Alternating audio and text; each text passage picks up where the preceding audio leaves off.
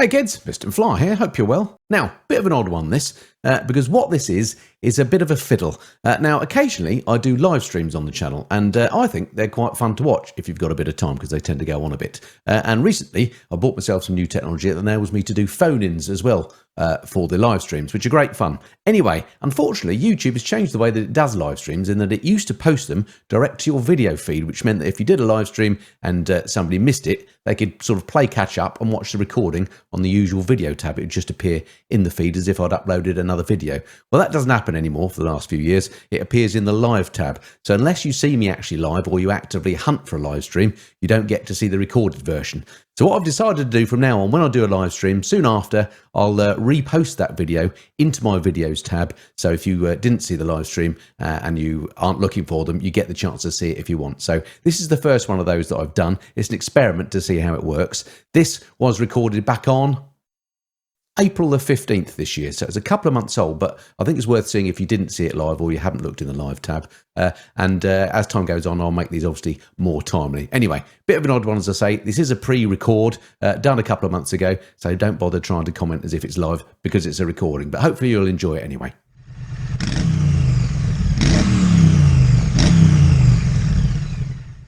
Hey!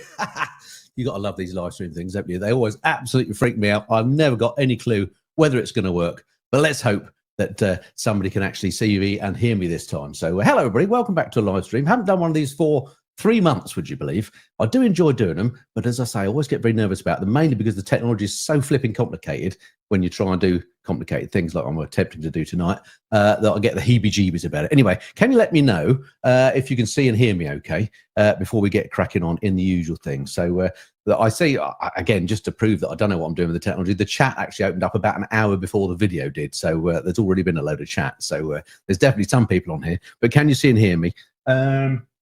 All good on sound and vision, says Mark Dean. Thank you, Mark. Thank goodness for that. And Teapot One, whoever he is, says he's, oh, howdy from Cincinnati, Ohio. Hello, John. That's fantastic. So anyway, it looks like it's all working fine, so that's good. But how have you been? It's been a while, isn't it? It's been a little while since we did one of these. And the weather here in the UK in the last, well, month or so has been absolutely cracking. So it's been brilliant. I hope you've managed to get out on your bikes. It's been fantastic. Unfortunately, taking a bit of a turn for the worst here now in the UK. In fact, this afternoon, it's pretty miserable where I live, which is kind of why I decided to do a live stream. So thank you for joining. I didn't give any notice of this other than a sort of vague reference on, I think, one of my bike news is that I might do one and pop up. So thank you for joining anyway. I know there's competing things to watch tonight. Apparently, we're up against the World Superbike highlights. I don't know anything about that. And apparently Aston Villa are playing. I hope I haven't reminded you that you're missing something worth watching now, but I don't do footy either. I purposely said soccer to somebody on the comments earlier just to annoy any football fans out there. But anyway, thank you for joining us. Without further ado, let's get tonight's guests on, shall we? We'll start off with, let's do this in order of preference. So, Chopsy. Hey, evening, Andy. Evening, Andy. How's everybody? Great to see you, mate. You're looking very sharp. You're looking very thin, if I may say. I've got a new hat, and I've got a new hat and everything for this, mate. So, yeah, spared no expense. I'm in the pyjamas. I'm in the pyjamas, mind you. You know, I've had my early bath. I'm ready for bed, but I'll tell you what, those pyjamas are hanging off you, mate, aren't they, with that weight you've lost? Not that. Well, I've lost a little bit, mate. Thank you very much for noticing. So, you're looking brilliant. But yeah. And by way of contrast, let's get our next guest on, shall we? And here he is. It's only Bruce. Oh, you're a cunny font, Andy. You're a cunny font. Yeah. Hey, that don't start with the Scottish stuff. So I suppose we just better check in and make sure we've got some people on here. It all looks like it's working, doesn't it? That's great. It's amazing when it works. And you may have noticed, oh, Bruce is off already. He's left in disgust. You may have noticed, folks, on the screen, it's got a phone number. And as Chopsy was saying to me earlier, this here in my phone is my burner phone, which I'm now sharing the number with. If you do on toilet walls all over England. Well, let's hope it won't be from now on. Now you've given that idea. Thanks.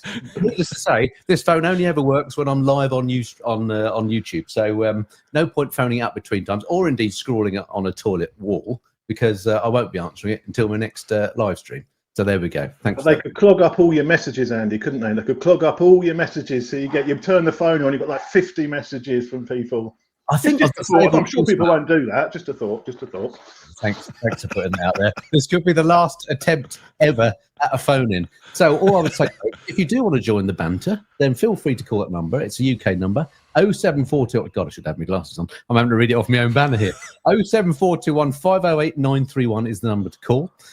It's a very sophisticated setup here. There is no one managing the call, so you're straight on as soon as you phone. So if you ring and you don't get an engaged tone, that means you're on the NX. You'll hear us talking, and then suddenly we'll come to you.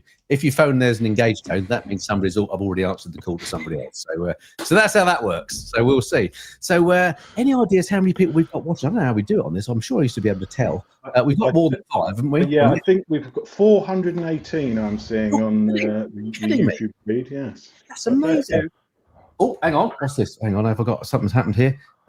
Somebody's actually sent me a text. Roy from Dunstable has sent me a text. That's a first. I don't think we opened the lines for text, but thank you. Oh, hang on a minute. Stand by, folks. Send pictures, people. Send pictures. Not only have I got the live phone doodah, but of course I've also got, not that one. Sound effects. Can you hear that? And that means we've already got our first caller. Hello, who's calling the Messenden Flower live stream? Can we hear you? Hang on a second. Let's hit this button here. It's like really shit breakfast radio, isn't it? Right, let's try that again, shall we? Who's calling in? Because I think we might be able to speak to you now. Hello, who's that? It's Josh. Josh, mate. Thank goodness you called. Oh, so how you doing? Not so bad, yourself? Yes, very good. It sounds like you might be from north of the border. Would I be correct? Yeah, I'm, actually, Carlisle area. I'm from a town called Maryport, but... Carlisle, of course. That's south to Bruce. Yeah. So what brings you to call in tonight? What's on your mind? What would you like to share with Chopsy and Bruce? The question is to Chopsy and Bruce. Okay. They done the pasty, they done the fish and chips, and I was just wondering, when they're going to do Scotland, the haggis. Well, I keep over to you, Chops. I keep texting you every week, Bruce. When are we getting out again? Where are we going? No response. It's he's got enough time to go on all his launches, hasn't he? But he's got no time to go away and do these biggies. We're definitely going to do it. We spoke about it. Well, probably end of last year. 5 years ago, we spoke about it. End of last year, we said we actually ended up watching the pasty video again, and I was like, you know what, this is actually quite funny. So we do need to sort it out. And busy people. You're touring now for the next 6 months, aren't you? More or less. Yeah, just 2 weeks' time the tours start, and I've just done my diary with the wife there, and geez, it's crazy. It's like every 2 weeks, 3 weeks, just away again. So. But if you want to do it, I've been saying to you for years now, I'm up for doing it. So if we can get some dates in the diary, let's commit and let's do it. Definitely. Come on, Chops, let's commit. I'm up for it, mate. I'm definitely up for it. So we need to make it happen. I know we keep saying it, but we need to make it happen. So, Josh, have you got a particular haggis favourite place they should be visiting then? Anywhere, really. I just like haggis. Fair enough. Good lad. Good on you. I'm a convert as well. Did a Triumph Tiger launch, I think it was beginning of last year, and took the missus with me, and we did a bit of a tour around all the local haggis stop outs, and yeah, I've got a real taste for it now. So I thought I'd better do the groundwork. So I point going to Scotland with Bruce to find the best haggis if I've got no benchmark. So I'm all haggis up now. I know a good haggis from a bad haggis. Is it the one with the longer right leg or the left leg? Can't remember. Something like that. Depends what season you go. Yeah. I think it's the off season, isn't it, at the moment, though, Bruce? I think it's breeding season. And am I right in thinking that they're nocturnal as well? No. I've seen them in the day. Many times in the day. Have you? Yeah, often in the potato fields. That's where you'll find them. Are there a lot of potato fields in Scotland? Is that where they like to live? I don't know. That's where you get chips, Andy. Haggis and chips. Gorgeous. Sorry, I wasn't thinking. I was too worried about. It was a feeble attempt at humour. So, Josh, that answers your question. It'll be coming soon, and if it doesn't, then it's obviously it's Chopsy's fault. It probably won't, Josh. You'll blow me out again for another year. So we'll probably let's look at 2026. It needs to happen. Maybe Andy could join you to try it as well. Well, he's got nothing to do these days. He keeps telling us. So yeah, come on. I'm glad that you added me because I'm feeling a little bit left out there. I have to say the the riding up to Scotland just to eat a haggis thing, that's a lot of effort, isn't it? Just for that. I mean, I have to say, I'm a huge fan of the Big Hunts series. I thought they were all hilarious. I particularly like the pasty edition. That was great. But God, I mean, where would you have to go? Where is the best haggis? Do you have to go to North Scotland, or I know you can do it there and back in a day like you nutters normally do? We've got to go to Scotland to find out, Andy. We've got to go all over Scotland. So it'll be Scotland in a day, or say 2 days, right around Scotland. This is the trouble, Andy. See, we try and set these things up, and I say to Bruce, let's do something easy and simple to get us back into it. And he's like, let's go why do for a easy week, and simple? all the way around Scotland, top to bottom. Anyone can do every that, haggis Chopsy. place. Make it a challenge. Come on. You boys have got no minerals, I tell you. This is what I need to work with. This is the calibre of people I have to work with. I'm with Chopsy. Best Dorset apple cake. What about that? That's much more up my street. Yeah. We haven't done a sweet one yet either, so that could be quite good, couldn't it? Surprised you didn't go for fairy cakes, Andy.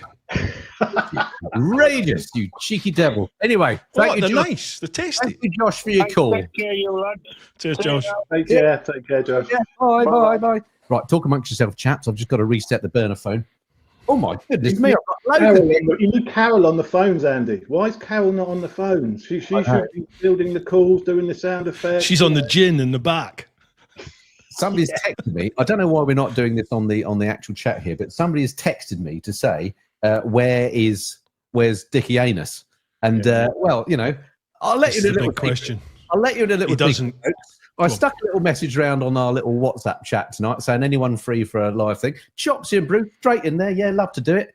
Not a word from Dickie Anus. Hasn't even responded, has he? He doesn't call. He doesn't Morocco, write. mate. He never visits anymore.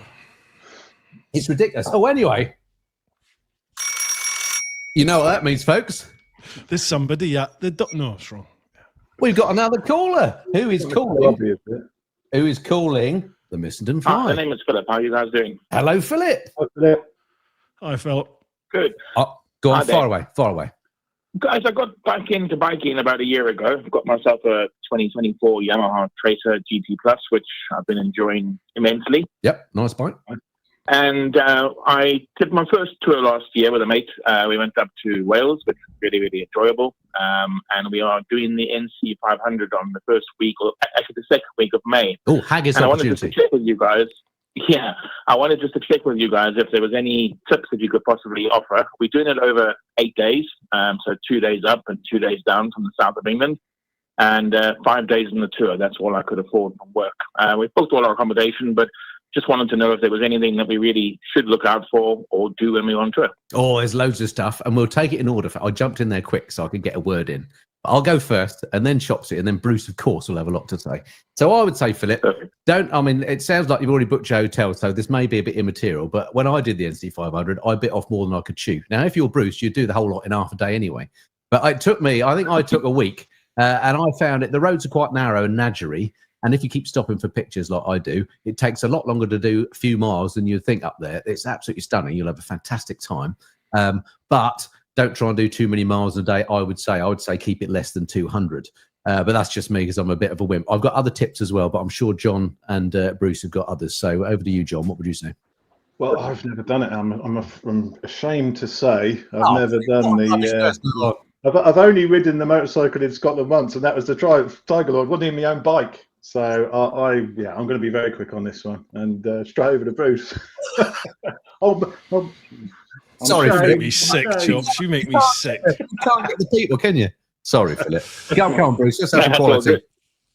Philip, so you got 5 days riding, doing what your route is actually the NC 500, or are you doing other bits along the way? It's largely up until the last day where we decided not to go back via Inverness and head down. I forgot the exact route, but we basically teetered down towards south, basically from the last day. So we're not going straight back to Inverness. Otherwise, yes, we are predominantly doing the main route, correct. Okay. Are you doing any of the Cairngorms at all? What I can tell you is we are starting off obviously in Inverness after a 2-day ride up. We're breaking the ride up into 2 days, starting off at Penrith, I think it was. The first night is in Wick, then we're in Dunnes, and then Ulipool and Applecross and across from there. So that's the general ride. But the last day we are basically heading more towards south and not going back towards Inverness. Right, gotcha. Okay, you won't do the Cairngorms. The Cairngorms is like over toward, it's in Grampian, which is like Braemar, Ballater, sort of just west of Aberdeen that way, sort of ski area for Scotland. In that case, you've actually, your stops, there's not too much riding between your stops, if you know what I mean, which will allow you to do the NC500 route, but you can venture inland. Definitely venture inland. It's single track roads. You can't really go wrong. There's not many of them. So if you see a road turning like inland from the NC500, just take it and follow your nose. Eventually, it'll dump you back out on the NC500 at some point, and that's where there's some beautiful riding, some stunning scenery, and nobody there in the middle. There's just nothing. So fuel, you don't really need to worry too much about fuel. Make sure you get fuel up near Wick, and then there's a 24-hour automatic place over at Durness. There's the chocolate place in Durness. Awesome, that's really good. If you've got time, do Smoo Caves, which is near Durness as well. That's well worth a little visit. It's just a wee walk down off the road, down the cliffs. Shut up, Andy. Really good. And then Ullapool, all that bit from Durness down to Ullapool, absolutely stunning. Just stunning. You'll love it. And then just one more little thing, if I may just pop in there. Obviously, I'm conscious that these days when you go on a ride, you've got cameras and GPSs and everything attached to your bike, and you want to make quite a few stops along the route. With regards to putting all these things away, or your gear, whether it be your jacket or your helmet that you don't want to carry with you, is there anything that you can recommend to secure those items that's worthwhile doing that's not too heavyweight? For me, I'll be honest with you, I leave everything on the bike. It's never a problem. I'll leave my lid on there. My cameras are normally sat there. Touch wood, I've never had anything taken. Well, other than I had tools nicked at the Isle of Man once out of my tank bag, but everything else, absolutely fine. If you've got panniers... 500 though, isn't it? Well, yeah. If you're talking about the NC500, no, nothing. Absolutely nothing. In the evenings, maybe lock your bike up, but again, the places you're going, you'll be fine. Yeah, that will definitely be done. And I don't know, Philip, how good your phone is, but the sound effect I've been playing for the last 5 minutes is heavy rain.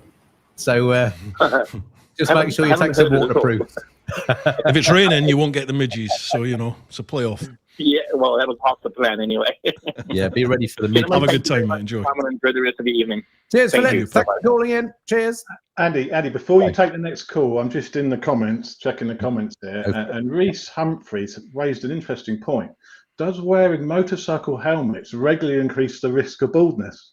Well, I don't know quite what he's talking about, if I'm absolutely honest. Oh, blimey, that's a bit harsh. At least get the suntan before you get the hat off, blimey.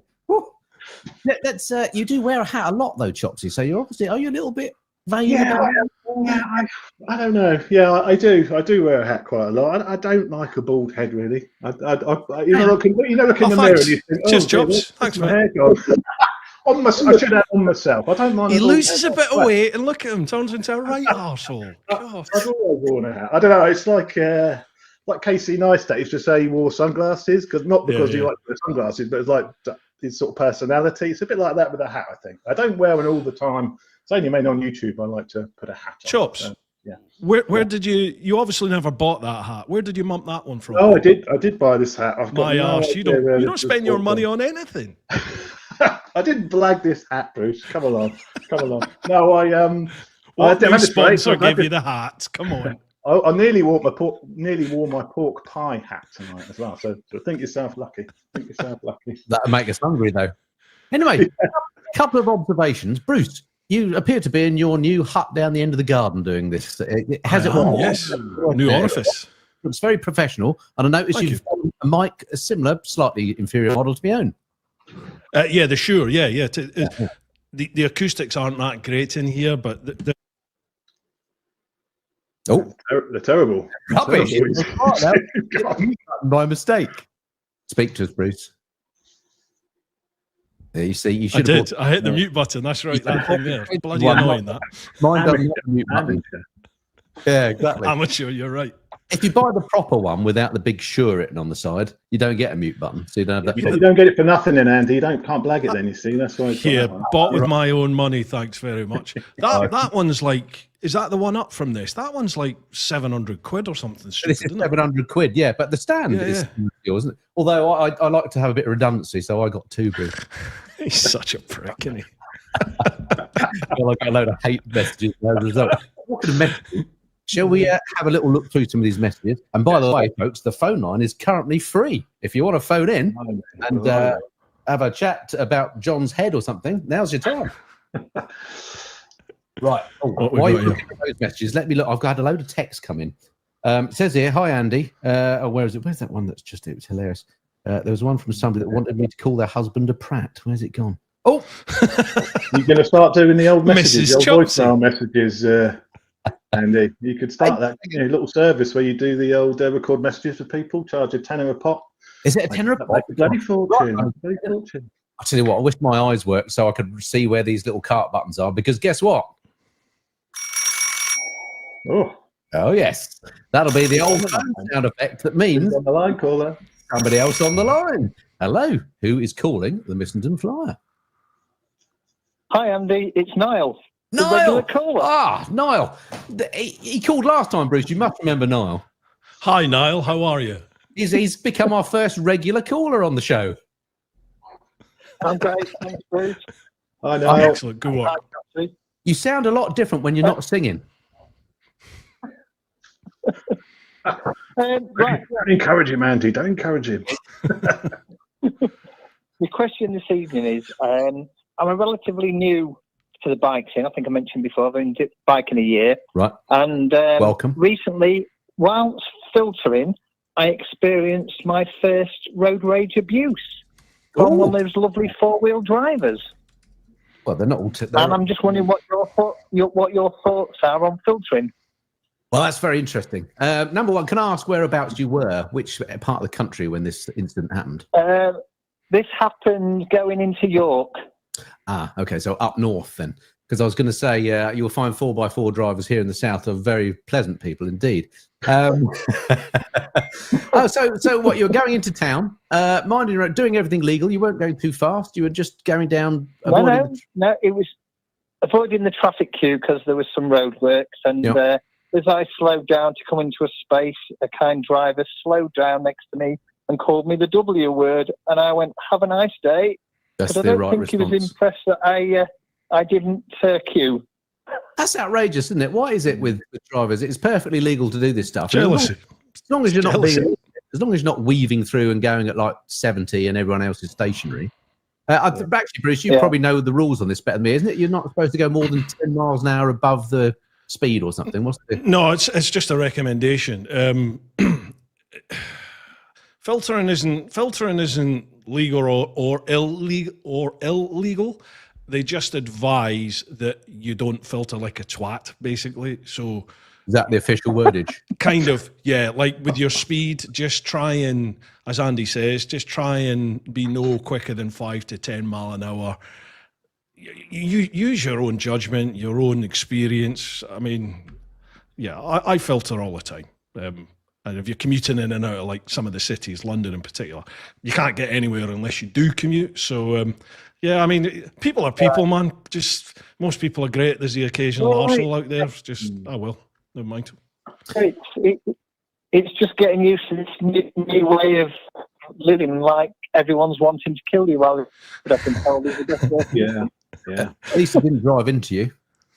Sometimes sometimes you do get drivers. You see them. Some pull aside, don't they? And it's like Moses parting the waves. Other times you see them actually close the gap up when they spot you, which is outrageous. Yes, that was happening to a bike in front of me further down the road. Yeah, people were actually pushing him over the line, and I just thought, well, this is getting ridiculous. So that's crazy. That's when I stopped, and the guy just decided to say a nice hello. But hey, so Chopsy, your thoughts anyway. Where do you stand, Chopsy, on filtering with your full beam on? I don't think that really matters having your full beam on. I tend to, if I'm on a bike with the exhaust on, I'll leave it in a lower gear so the rev's a bit higher, so you're making a bit more engine noise. And also always feel a bit rude because when I'm filtering, I'm covering the back brake, I'm covering the front brake, I'm covering the clutch in case I've got to suddenly slam on the rib. So I can't easily sort of wave and say thank you to people. So I do always feel a little bit rude filtering, but you've just got to concentrate so much, haven't you? Covering everything, expecting anyone to pull across. So yeah, I do. But if there's space, I'll give a little wave. But most of the time, I'm just covering everything in case someone pulls out. But I've not had anyone cut me up or do anything really. So I guess I've been quite lucky in that. That'd be more fool them, wouldn't it, if they hit you? Because they'd probably end up with a damaged car more than your bike is. It'd be a new side of the car, wouldn't it? New side of the car for them. So. Andy, just quickly, can I just ask you one other question? How are you enjoying really good Dave TV's BMW that you bought? I don't know if you caught this, Chopsy and Bruce, but Dave from Really Good TV made an April Fool video saying that I'd bought his GSA. And you really? I missed that one. That thought that I had bought his GSA. And you wouldn't believe the number of hate messages I got as a result of that. Because I made a video many years ago saying that the new GS wasn't for me. It's a great bike, it's just not for me. People said that I was I can't actually say exactly what they said, but a turncoat, let's say that, because I'd said that I'd never buy one and then I'd bought one. Unbelievable. To the point that Dave actually had to put, well, he didn't have to, but he very kindly put a video up saying that I hadn't actually bought the GSA. But what?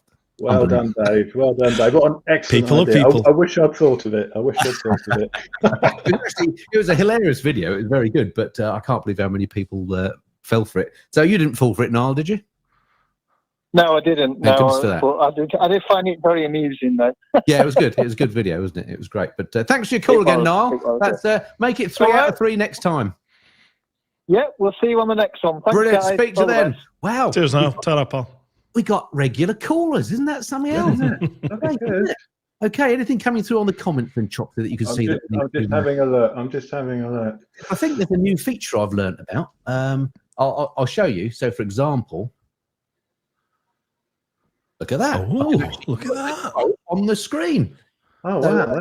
The best comment I've seen so far was from No Name Moto, and he says, "This is like Babe Station for old men." Oh, God, I'm not sure how to take that. Old ladies, surely. Surely it's old ladies, not old men. Chopsy, this day and age, mate, absolutely anything. Never say never. Every hole's a goal and all that. Oh, God. Let's not go. No, stop it immediately. Okay. I'm biting my tongue. Let me read some texts that have come in. Hi, Andy. Captured live at last year's ABR. The moment you squealed like a baby and I patted you on the shoulder. Oh, sorry. I think he sent me a photograph. Sorry, so that didn't quite work very well, did it? Here, that was from Big Carl, who gave me a massive slap on my shoulder. I just had an operation on, which was fun. You can imagine. Pierre. Oh, hang on. What else have we got? By all means, chip in, chat. So if you can read the comments, I haven't got my glasses on, so I can't actually see the comments. There are a few. Someone says you look like a very balding Noel Edmonds. Oh, you? No, you don't. No. You've got, of course. Not me. I haven't got the beard. Whatever happened to Niall Evans, eh? He was massive, wasn't he, in the swap shop years? And this is, on a similar par, isn't it? As Swap Shop was. And Bruce can be Cheggers. And I'm thinking you could be Maggie Philbin in that case. No, was Cheggers? No, it wasn't Cheggers that was married to Amanda Holden, was it? Or was it? Oh, absolutely not. Well, no, that was comedian. Oh, that was a comedian. Yeah. What's his name? Done Fortune. Yeah, not Bobby Davro. What's it called? No. But the question is, guys, in the comments, we need to know. How did he bag her? God knows. A fantastic personality, Andy, obviously. Absolutely incredible. Plenty of cash. Exactly. Les Dennis. It's the same with you. Cheers, that red VFR. It's the same thing. Oh, and Marky Mark. Plenty of cash. And Darren Mike. Well, anyway, I don't know if you can hear that. There's loads. I don't know if you can hear that, folks, but the phone's ringing again. Les Dennis, before you go to the phones, Les Dennis. Thank you very much, Barry. There's an echo in here. I'm going to answer this ringing phone, all right? Hello, who's calling the Missenden Flight? You're through. You're live on it. This is great, isn't it? I love this. Oh, we can't hear. Hang on, I'm probably press the right button. Stand by. Sorry. Whoever you are. Sorry, caller. Stand by. He does this full time, Hang on. You can tell he's a wannabe disc jockey, can't you? Let's do that again. We can hear you now. Sorry, who's calling? Yeah, it's Barry from Hunstanton. Barry from Hunstanton, a Norfolk man, top fella. How you doing, Barry? Hi. I'm old as the hills. I've been riding for a while. I've got a GSXR K5, like you do. Yep. And my question to the panel is, what used bike would you buy for £2,000 or less? Ooh. I think as Chopsy is a GSXR expert and a kindred spirit, we should start with you while me and Bruce rack our brains. Yeah, I'm racking my brains as well. I'm sure I'd probably get, and I know they're out there somewhere. A friend had one who mentioned his neighbour had one, but a VFR 800. There's loads of those out. Cheap bike, do anything on it, won't never break down. It's a Honda. So probably one of those, because you're a bit limited at £2,000 really of what you can get, but I'm sure you could find an old VFR out there somewhere. Astronomical mileage on it, obviously, a bit like Richie Vida's. He might take £2,000 for his. You never know. Yeah, let's have a go at him. Let's slag him off while he's not here. Why not? Yeah, absolutely. You should have joined, shouldn't he? Yeah, probably an old VFR, something like that. I'm sure you could get one. Two grandish, maybe 2.5. Definitely 2.5. You'll get one. Good choice. Go on, Lucy, go on. I love the old Bandits, man. I really enjoyed riding the old Bandits. Yeah. I think you could probably get about 4 for £2,000, could you not?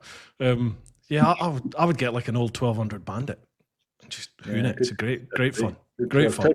Turn it into a wheelie machine. Turn it into massive. Yeah, there's cheapest chips. It'll be cheap to insure. Loads of parts for it. Yeah. I've got a challenge coming on here. Maybe this could be a challenge, Andy. How good would that be? We'll go. It may have been done before. We'll go buy a bike. Yeah. A battle with bikes that are on a budget. Yeah. Like that. Yeah. So, Barry, any of those take your fancy? A VFR 800 or the old Bandit? VFR. I had a Blackbird, so I think that would spoil that. A Blackbird? I was thinking of I had a Blackbird. Blackbird. Sorry, you had a Blackbird. Right. So I thought you said something. Right, got it. Just come back in the room. Missed that. What was that? You don't. Well, it's subjective. I was thinking of a Phase 1000, but whatever. I tell you why I mention it is, more used bikes. Some of us can't afford 15, 20 grand, 13, 10 grand even. I know. Yeah. Chopsy just bought a bike for 9. Some of us want another bike. More used bikes. I mean, I know the manufacturers won't like you for promoting used bikes, maybe. But no, that doesn't come into it. We don't care about that, mate. Christ, nobody's in the pocket to a manufacturer. No, they won't mind about that. And I keep. I've got a local dealer to me, Ross, at Rotate Motorcycles, and I keep saying I've got to go down. I'm going to ride some of his used stuff, but there's just so much going on. I haven't had a chance, so there definitely will be some used stuff coming from me soon. And I've changed my mind on the VFR 800 now, Andy. I saw you found one. I'd get an old FZR 1000. An old FZR 1000. I'd get. I really want one of those. Yeah. I was looking at that the other day. That's what I'd get. An old FZR 1000 X up if you could get one for £2,000. Might be able to. So I'm making the most of my new feature of highlighting these comments. There's loads of comments. But, I clicked on a few ones I didn't mean to, which was quite fun. Dangerous game. You all know a lot more about motorcycles than I do. So I don't know what makes you think that.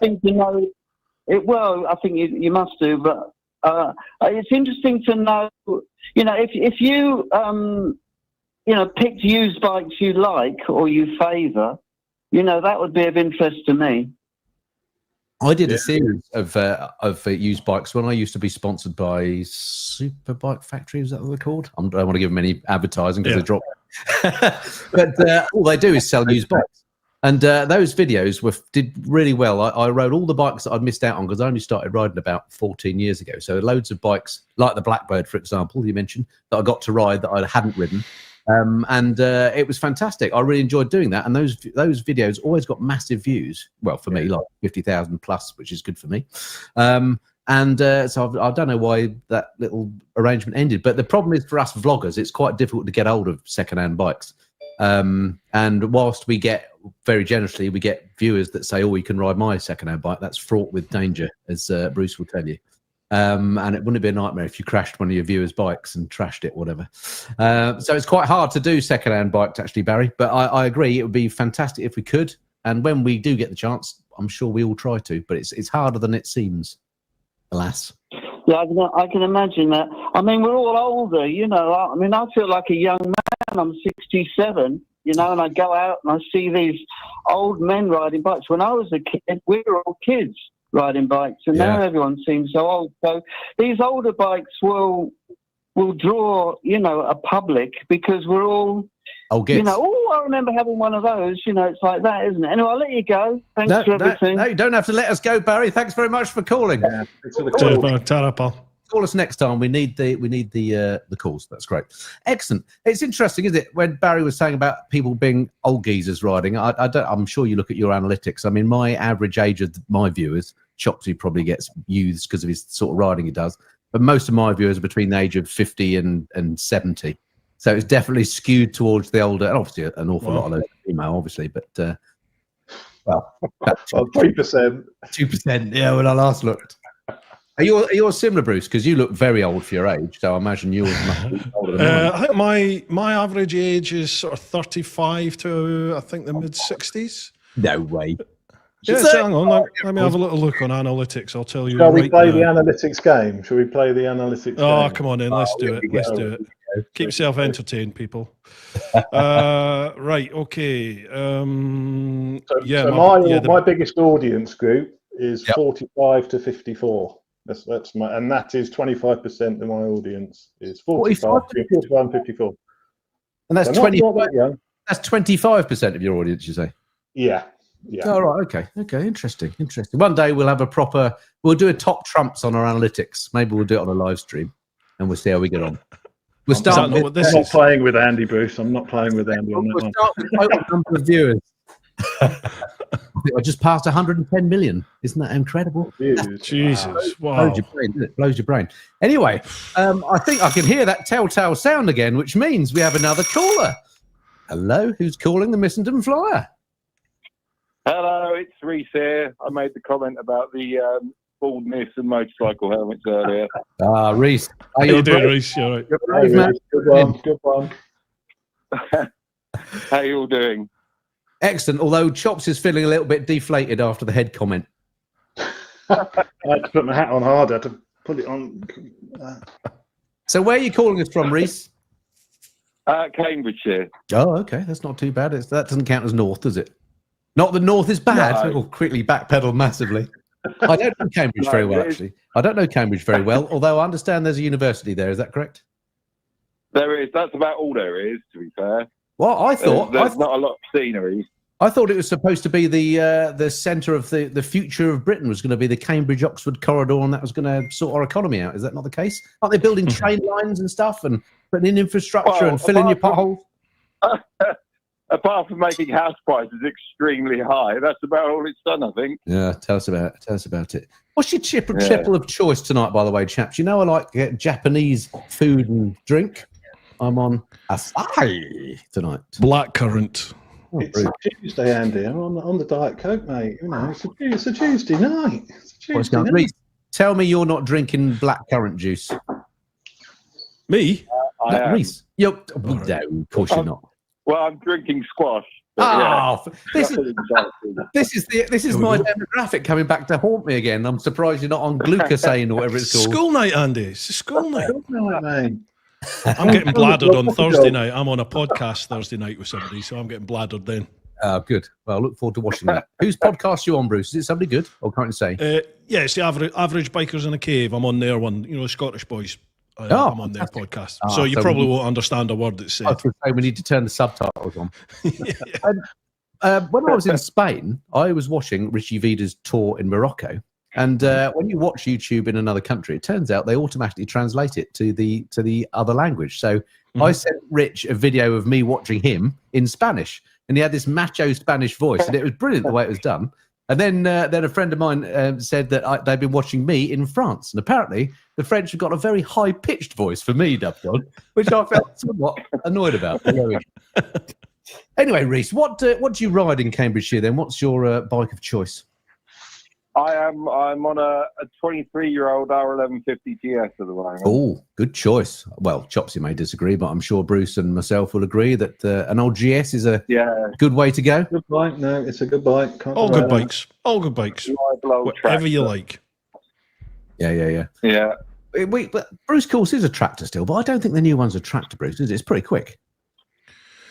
It's rapid, yeah, but it sounds horrible. Like that engine's horrendous. The sound of it, it's just horrible. It's a bag of nails. It's a bit. I've decatted mine. It's a bit better, but it's still. I'd say, have you got that exhaust on it now, Bruce? Have you? The one? Oh yeah. Oh yeah. I enjoy it now. You weren't gelling quite much with it, was you? It just wasn't engaging, mate. It was like to make the bike engaging. I was having to turn full traction control off, turn everything up to max. And then it's fun, but the second the roads get like damp, then she just spins everywhere. So, it's kind of like, well, fun, but I'm going to die. I'm going to throw this down the road. Putting the decat system on, the bike, you know what it's like when you decat them. It just breathes better, and like even the quick shifter and the blipper work a lot better now. So, and it sounds lovely. So, yeah, So I'm enjoying it now. Are you tempted by a newer version of the GS, or are you happy to stick with the 1150? Well, in all honesty, I've just seen they've launched a new R12 GS, haven't they? Oh yes, Which is the a bit more retro of a one. Yeah. Yeah. Looks I good, quite doesn't like it? the look of that. Does look good. Yeah. Quite expensive though, I seem to remember. Yeah, considering it's like a previous generation engine, obviously upgraded, but Yeah. it's That said, it is a bit pricey. I think it's about 16 grand, isn't it? yeah, and then by the time you've added heated grips and an on button, then you're looking probably at 18, aren't you? But it's not as expensive as Bruce types of GS, the new 1300. I mean, no, it's not a 30 grand bike. Yeah. To be fair, I think I don't know, Bruce, but one of your spec, I imagine, is what, 24 grand, something like that.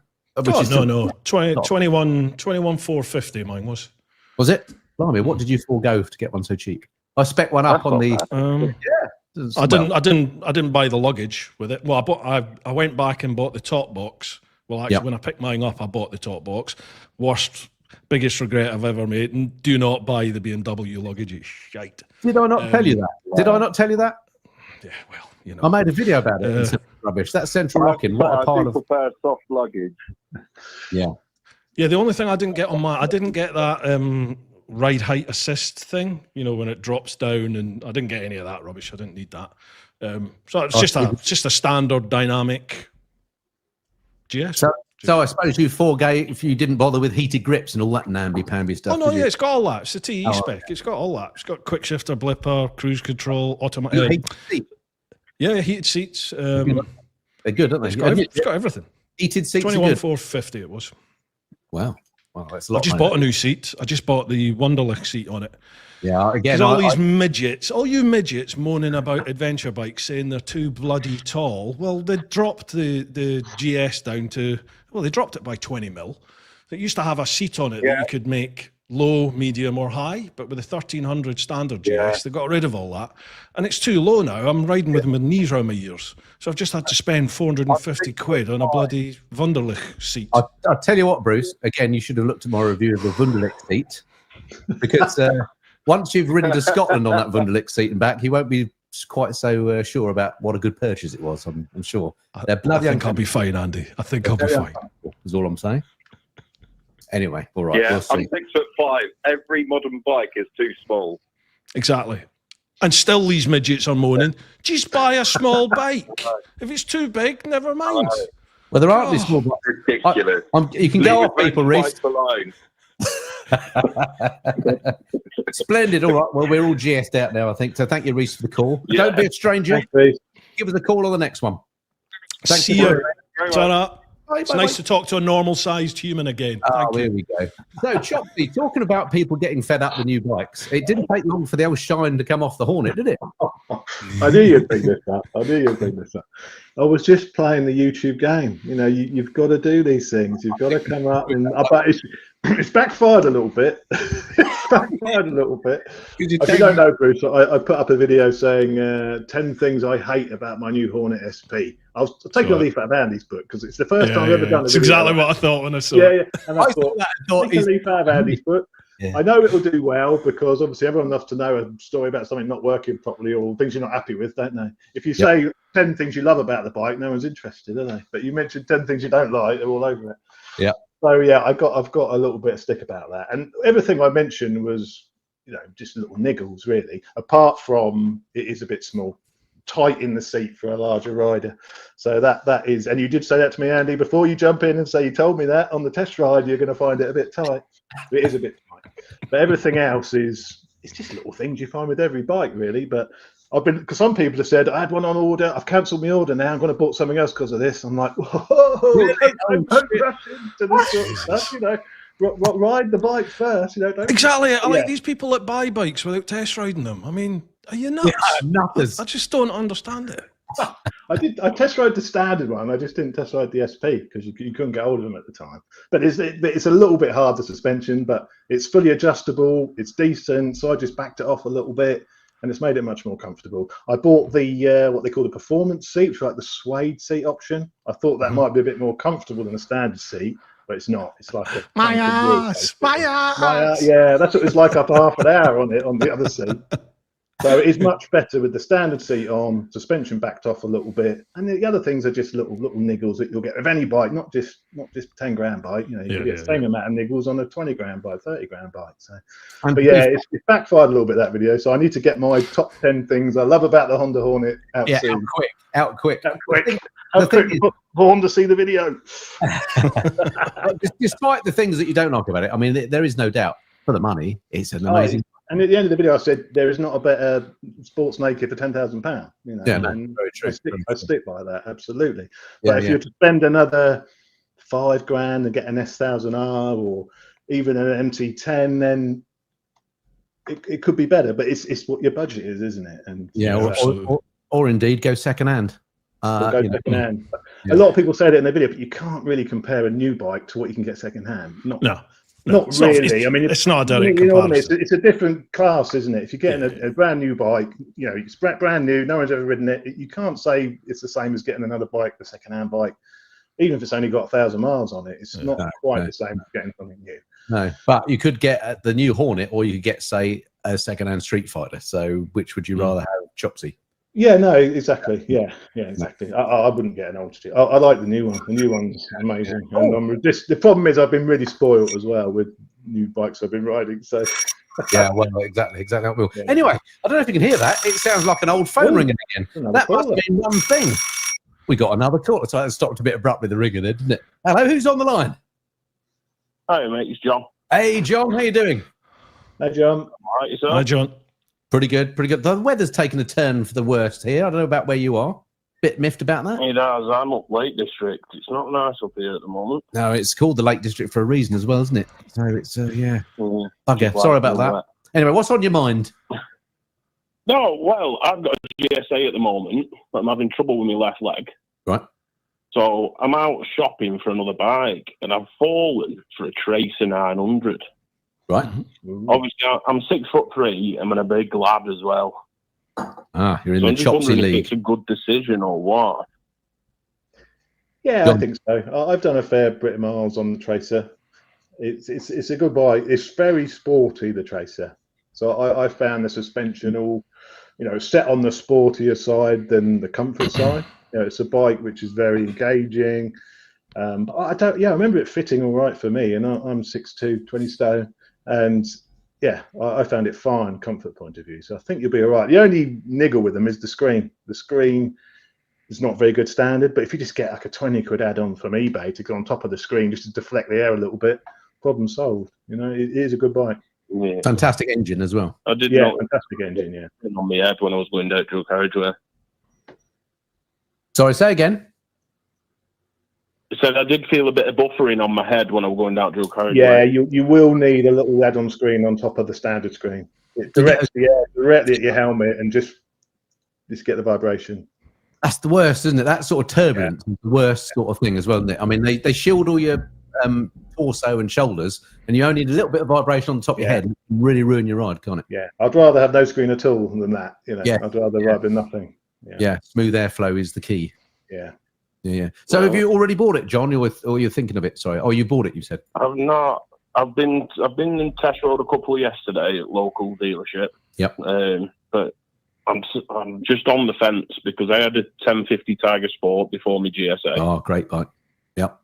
So I'm just torn on what to go for. I want something that's not too heavy, but not too small in the TC, but that I don't look like an idiot on at the same time, if you get what I mean. What about something like a V-Strom? See, I like the V-Strom, but I don't like the front end. Yeah, I'm the same. I borrowed one recently. In fact, my next video is about the V-Strom, and it rides lovely. I did find it a little bit heavy, to be honest, but the front end looks a bit too much like a duck for my liking. I don't know what. 100%. What about the GX? What about the GX? Or was it out the price range at the moment? Because it only came out last year, didn't it? It was a Zuki GX. Looking between like $5 grand and $7 grand, really. So I'm looking at like a 20 to a 22 plate Tracer. Yeah. Yeah, I don't think you can go far wrong, to be honest. There, you've got the Japanese reliability as well, haven't you? With that, that's it's a proven engine. That triple sounds lovely. What about another GS? Or have you done that now? Something exciting, Andy said. Arthritis in my left leg. Right, but I'm just struggling when I'm coming up to junctions and stuff, putting my left leg down and that. I'm just. Oh, so you want something I'm lighter? gonna end up toppling. Ah, okay, got you. Yeah. Okay, so actually, yeah, maybe a V-Strom's not a good idea. Then that's felt quite heavy to me. It's quite top heavy, that bike. What else? What's light and large, Bruce? Can you think of anything? There's not. I mean, this is the trouble, isn't it? The bigger the bikes are, the heavier they are, and they tend to be a bit top heavy. And that's worse, isn't it? Tricky one. I think, in fact, of all the ones I've ridden, I think the Tracer probably feels the lightest of those sorts of bikes. So I think you're on the right track, John. Yeah, I would say so. Yeah. No, that's fair enough. I Anyway, just wanted a bit of advice, really. We're rubbish, aren't we? Sorry about that, but thanks for calling in anyway. Very nice to hear from you. No Don't worries, be a stranger. Cheers, Cheers, Tom. Cheers, John. See you Thanks next. for calling. Andy, I'm going to have to love you and leave you, I'm afraid. I said I might have to drop off. Watch out! I thought we've got chopped for longer. Yeah, well, maths has started now, so I don't want to miss my maths, Oh, I'm only joking. That's what the message is watching. I'm only joking, honestly. Yeah, you got to get your priorities right. Thanks, John, for joining in. Great to see you, mate. No worries. Thanks, guys. Cheers, Chopsy. See you soon. I'll see you, mate. I'll extricate him. There we are. He's gone. He's gone like he was never with us, Bruce. He's a flipping. It's worse than a man down anyway. It's ridiculous, isn't it? Did we ever get to the bottom of who Amanda Holden was shacked up with originally? Yeah, Les Dennis. Les Dennis. That was him. What is that all about? I don't know. Strange, isn't it? Have you seen her husband now? Not that I follow her on Instagram or anything. I follow her on Instagram, but I've never seen her fella. Well, he doesn't make an appearance often, but he's got an abundance of hair and he could not look any different to Les Dennis. Honestly. In fact, to be fair. Yeah, well, he looked I'm sure he was wearing makeup last time I saw him. He's very pretty for a bloke, put it that way. I don't want to go too far down this route because it might all sound a bit odd. But anyway, at the risk of sounding really bitchy, she's not exactly the same person she was when she was with Les Dennis, is she? She's had a fair bit of work done and looks different. I imagine so. Still gorgeous. It's worked, though, isn't it? It's worked. Anyway. Hey, Pete English put me onto her Instagram, so cheers, Pete. Really? Pete, you dirty man. Anyway. Dirty, I'll oh, that strange noise in the background must mean... Here we go again.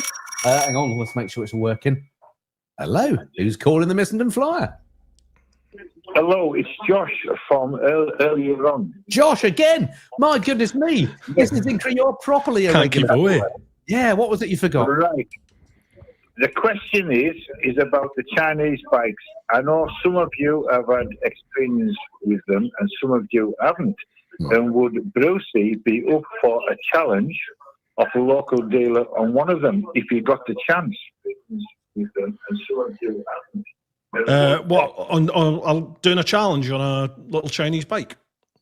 Yeah, no worries. I went around the UK on a Sinus. I don't think there's anything wrong with them. Yeah, for the money. It is what you think. Yeah, no probs. What are you thinking and where am I going?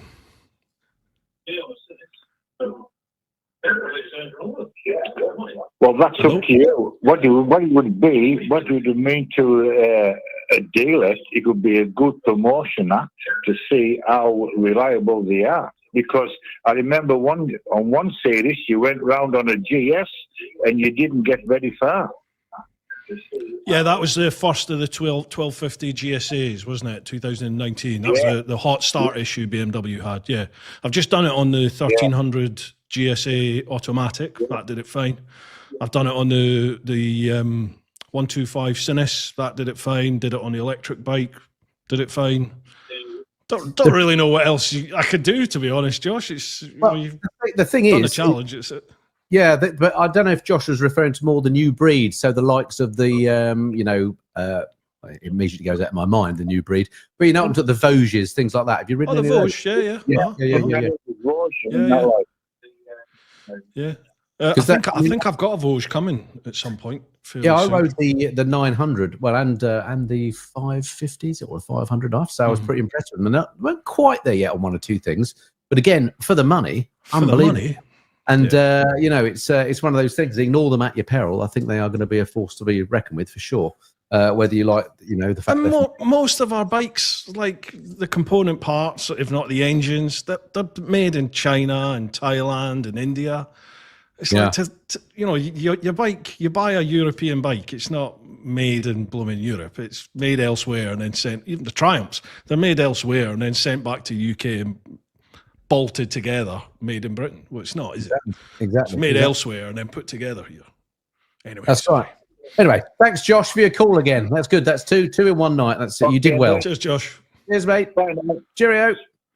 So Bandit Man has obviously got a bit of a thing for Maggie Philbin. Do you spell Philbin like that? I'm not sure. If, Maggie was she Tomorrow's World? She was, and she did. I think she married Keith Chegwin. Do you remember? Do you remember Keith Chegwin did that naked thing on TV? On channel? Remember that? How off his box on something must he have been?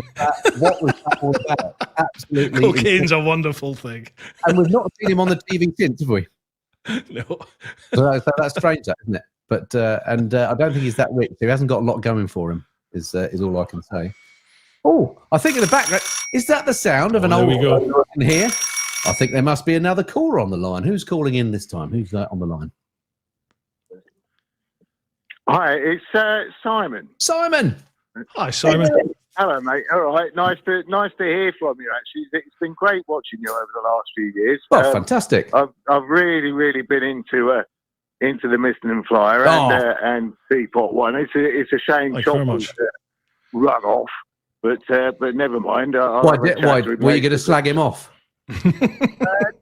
He commented about liking the SLR 1000 of old, and this was one of my questions. Actually, was what if you had the opportunity to have a go on one of those widow makers back in the 70s, like an H1? Yep. How would you compare that to the latest batch of sort of computer controlled bikes of this day and age?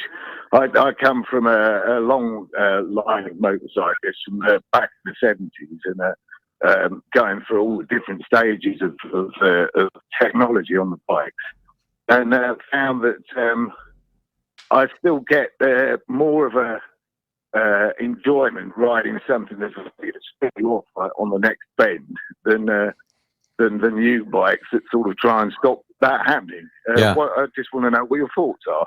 Yeah, well, it's a great question. I'm not sure I can answer it because, as I mentioned, I've only been riding bikes for like 14 years. So stuff from back in the 70s and 80s passed me by. Unfortunately, I wasn't really into bikes as a kid, which is I was, but I wasn't allowed to be. So hence I didn't focus on it. I was more into aircraft. Anyway, my point being, I haven't ridden them, so it's difficult to say. I mean, the oldest bikes I've ridden are things from like maybe the 90s when I did that series I mentioned earlier.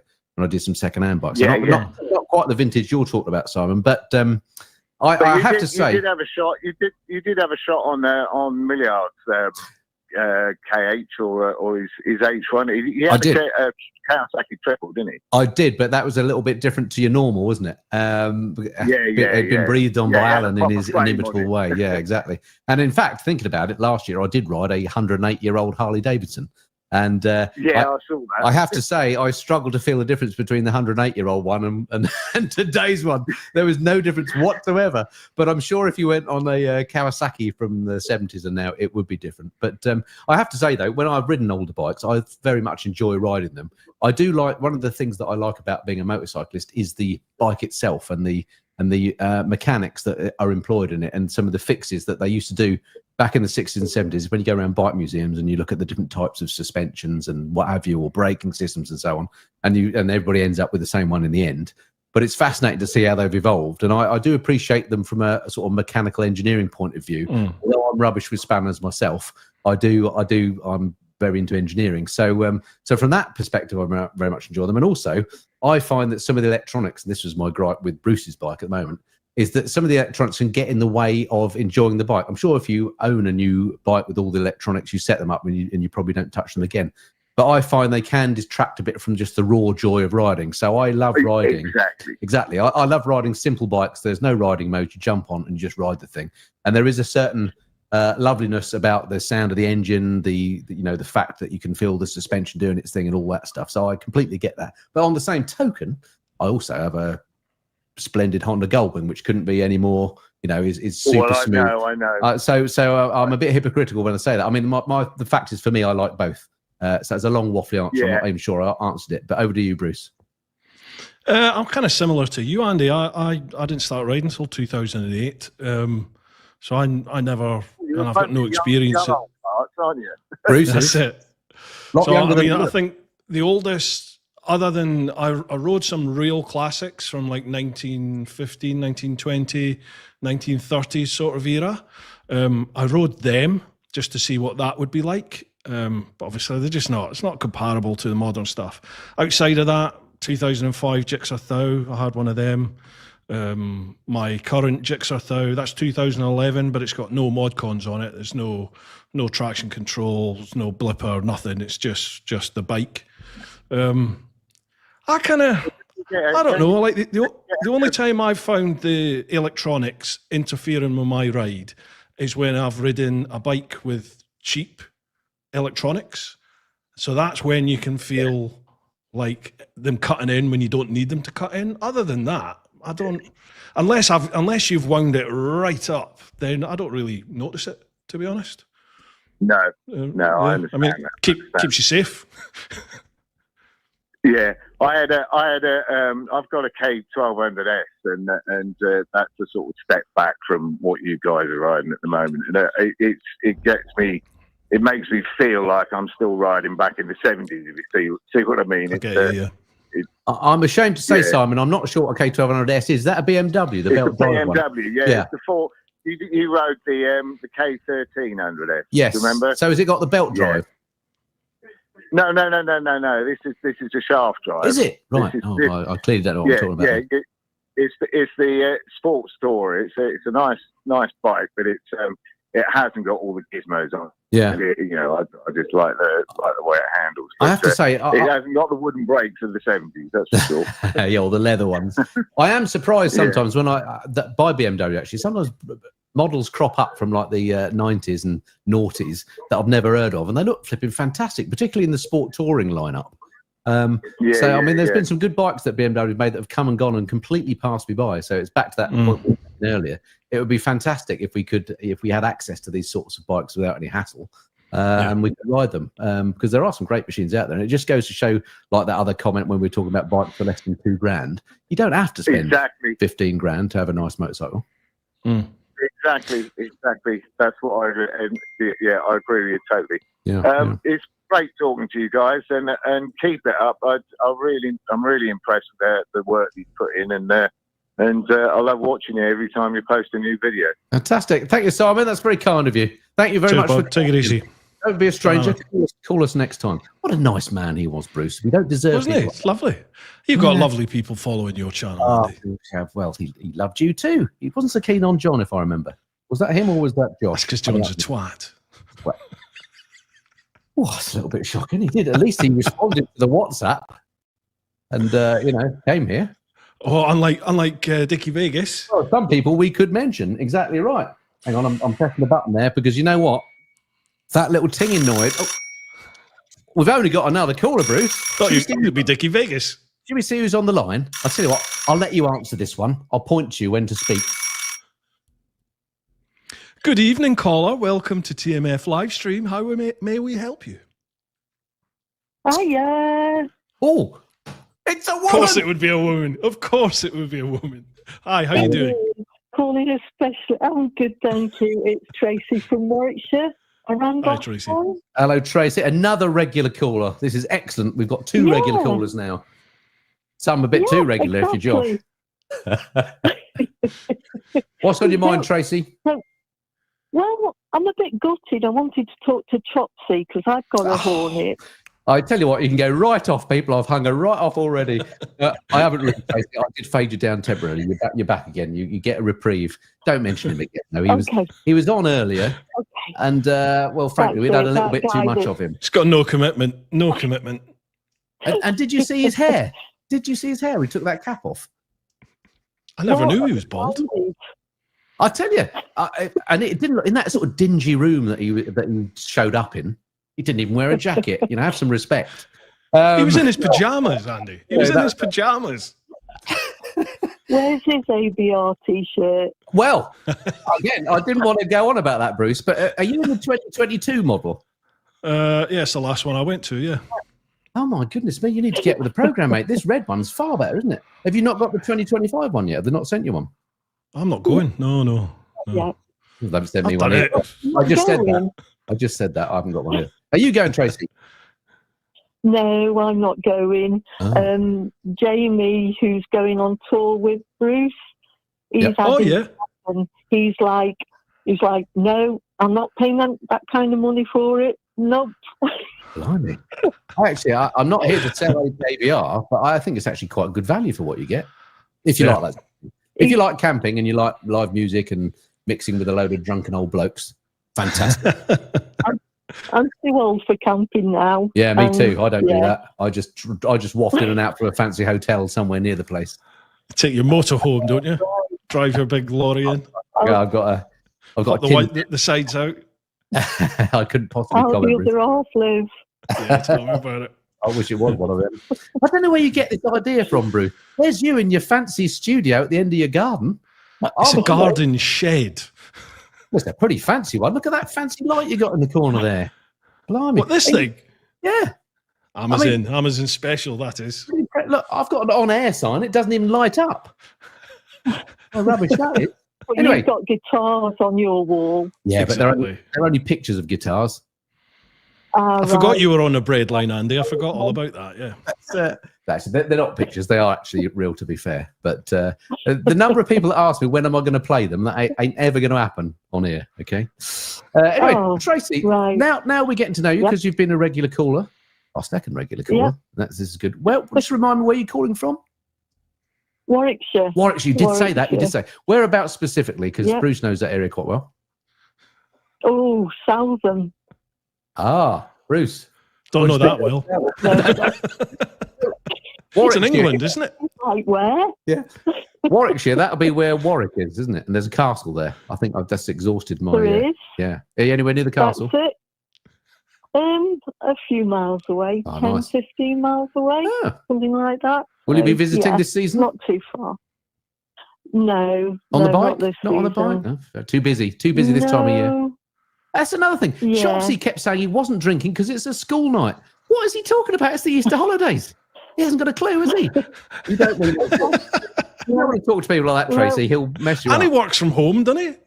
I don't know what that job he's got is something else, isn't it? It is. Yeah. He does more trips away on launches and stuff than I do, and I was supposed to be full time. It's outrageous. Anyway, Tracy, thanks for your call. Okay. Do call next time. No problem. I'll speak to you next time. Will do. Thank you. We look forward to it. Tracy. Say hello to Jamie for us. Ta-ra. What a lovely lady. That's great, isn't it? See, we had to. I love her. Now, I think we've had about 10 callers, so that's a 10% hit rate on females. That's not bad, is it? That just shows you. That's because you're on here, Bruce. You've obviously, Andy. Obviously. Have you ever thought about getting yourself a cap? A cap? Yeah. I've got a selection of caps over there somewhere. Cover up your bald head when you're doing videos that's not on your bike. No, I don't care. I mean, do I look like someone that cares what people think of how I look? No. Well, but does John look like somebody? I mean, no. Yeah, he has. No, but he's got a thing about it, hasn't he? He's got a thing about his bald head. Isn't that a bugger though? If you have to have a bald head, I'm not bothered either. But then you and I have got nice shaped heads. His was a bit frightening, wasn't it? I didn't notice. I didn't look. What was wrong with it? Colour. It was more the colour than the shape, I think, to be fair. But anyway, thank goodness he's not here to hear this. Anyway, you'll be listening, or you'll watch it again. Definitely. Well, do you reckon? We'll see. Oh, there's hang on a minute. Oh, there's that noise again, Bruce. I'll tell you what, you did a top job with Tracy. Let's cue Bruce. Good evening. This is a TMF live stream. What's your name, caller, and how can we help? Oh, I'm Simon. Just a query for both of you because you're new riders. When you started, did you through your career have you actually just made a list of like the favourite parts of your bikes? Like I started off on a chain-driven S1B 250. I then got a CB500T, the original, and then started over with the drive bikes, the CB500 or CX500, and then I got the GS650 GT. And through the years of different riding different bikes, I came up with a criteria of what I wanted of a bike.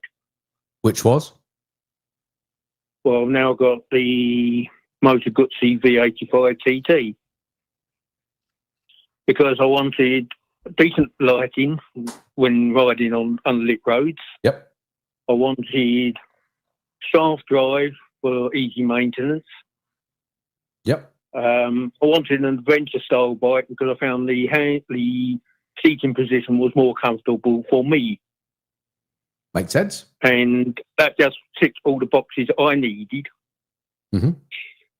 I just wondered if any of you have actually looking at a bike gone, oh yes, this is what I like. I want this. Yes is the answer. Sorry, I missed you. I had a bit of a technical problem with my headphones, so I missed your name. Sorry. Who's calling? It's Simon. Simon. Another Simon. Thanks, Simon. Sorry I missed you. Yeah, it's another one. I don't know what happened. We met at the NEC a couple of years ago. I remember it well, Simon. Nice to see you again. Well, I can't see you, but you might be able to see me. But yeah, the answer is yes. I mean, when I bought my GS, and I don't want to make this too GS-centric, but there are a lot of people out there that have GSs, particularly of our ages. That GS that I've got, mine's a 2013, ticked all the boxes for me. There's absolutely everything I want. It's comfortable, powerful. It's got as much electronics as I want, and that absolutely fitted my requirements when I bought it, and it still does, to be honest. Which is why I've still got it, and which is why I was a little bit disappointed with the new ones because they didn't quite fit my requirements as much. I didn't find them quite. It was a bit more sporty than I needed. The carrying capacity was rubbish with the bags that BMW was supplying at that point. My pillion wasn't so keen on being on the back of it. But that original GS fitted the build perfectly, and I've still got it as a result 12 years later. So that worked for me. What about you, Bruce? You change your bikes more than your underpants, don't you? Every couple of years, yeah. Well, I think my sort of wet dream bike is probably about to come true quite soon, which is the KTM with the BMW backup. So if BMW buy KTM, happy days. I would be getting. I've not ridden the 1390 Super Adventure, but I loved the 1290 Super Adventure, and it was purely not so much reliability, but what happens if anything happens, like the dealer network support. That's what, and the manufacturer support. That's what put me off. Why I've stayed with BMW. So if BMW acquire KTM and that side of things comes up, happy days. Who knows? Do you think that's likely to happen, Bruce? No, I don't.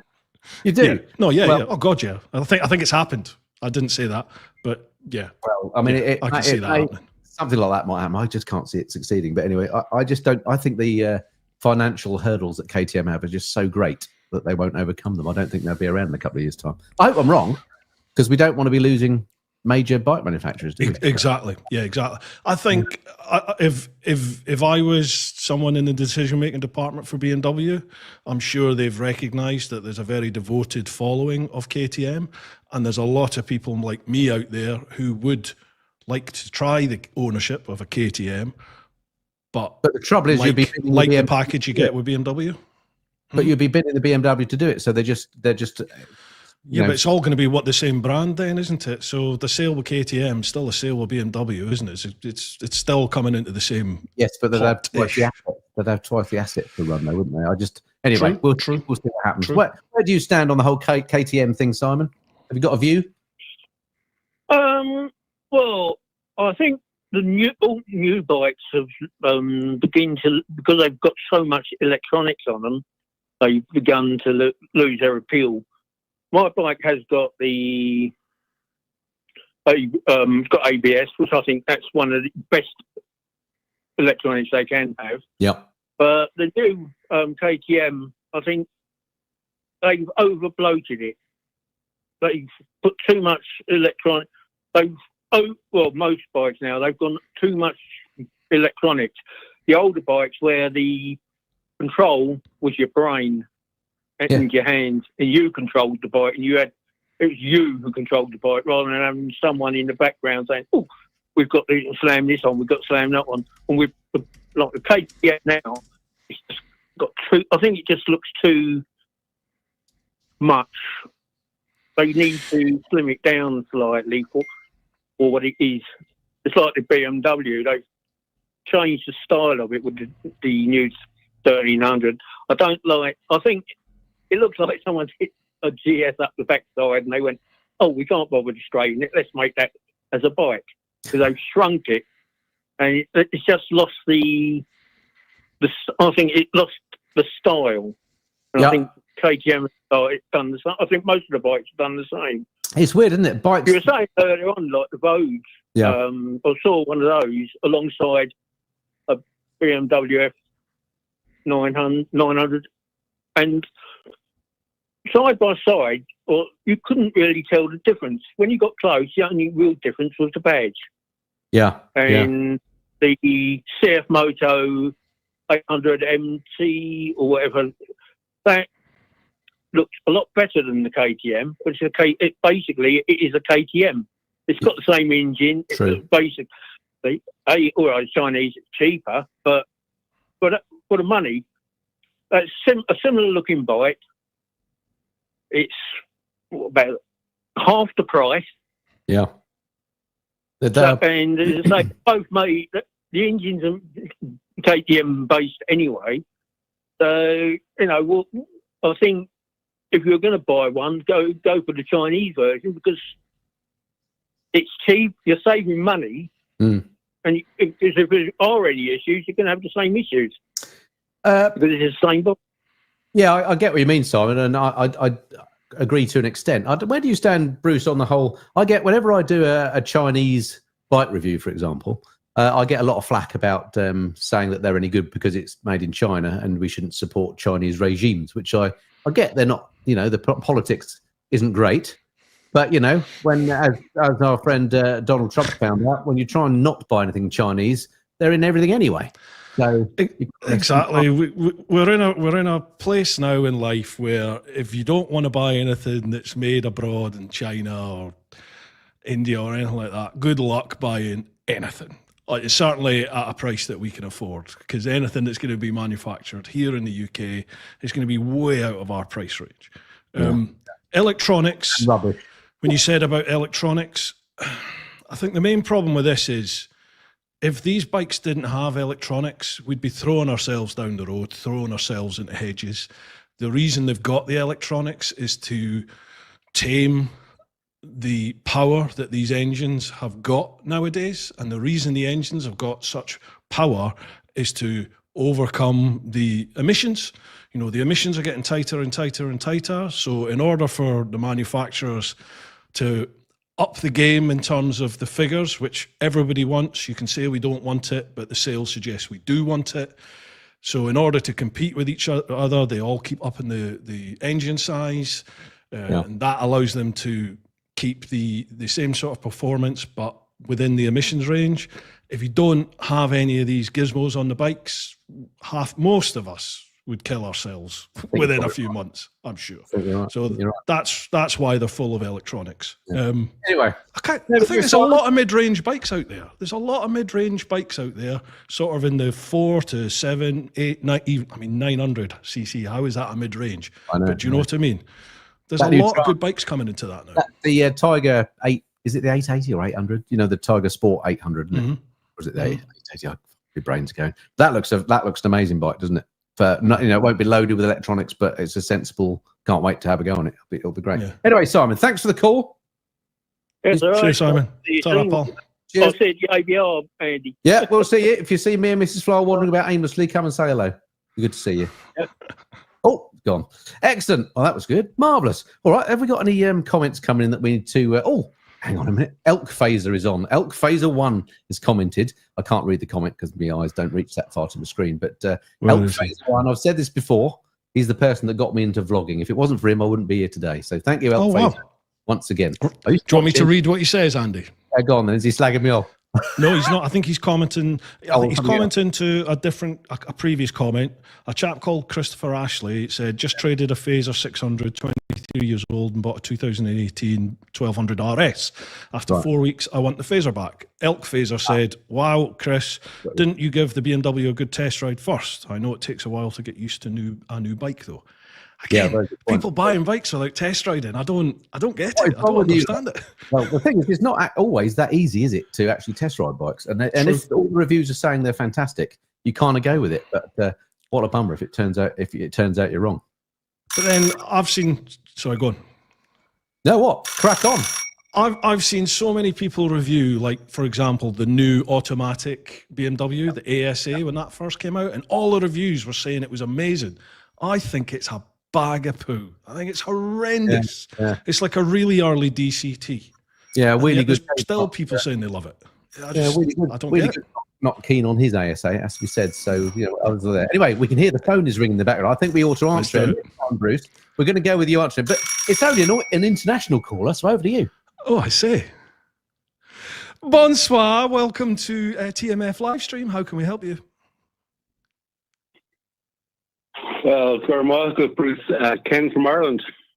How you doing, Ken? Ireland. Hi. Listen, I don't do anything for the age profile of motorcyclists. I'm 59. I went out into bikes. That's young, mate. It's young. It's young. Yeah. Yeah. I'm an accidental motorcyclist. 3 years ago, I had no interest whatsoever. Right. And just because I was thick, I got myself a license and got a bike, and I got an XXR 700. Nice. Absolutely love it. So you say you had no interest in bikes whatsoever, and then 3 years ago you got your license. What triggered you to go and get your license then? Well, actually, I bought an electric bike, a utility bike, an Upco. Oh yeah. And basically for work, and it was a fantastic little thing. And one day I was down in Cork and parked in a car park that just happened to be beside a motorbike dealer. Looked in, saw the XSR, and went off about my business, and came back and I said, I'll just have one more look at that. Yeah, as you do. And then I was driving home and I was thinking, can I just buy a motorbike? Cool. And I had. And anyway, bought it 2 years ago. I had it 2 years. I've been since putting, I realised I spent very little money buying stuff for myself, and I spent a lot of money putting protection on the bike and putting Farkles on it. Mm-hmm. And I kind of made it the bike I liked and love it. The problem I have is recently, anyway, I found I'm kind of more Bruce size. I used to say rugby back in the day. I've slimmed down to normal. You mean normal? Yeah. Yeah, so I'm 6'4" and somewhere north of 100 kilos. Right?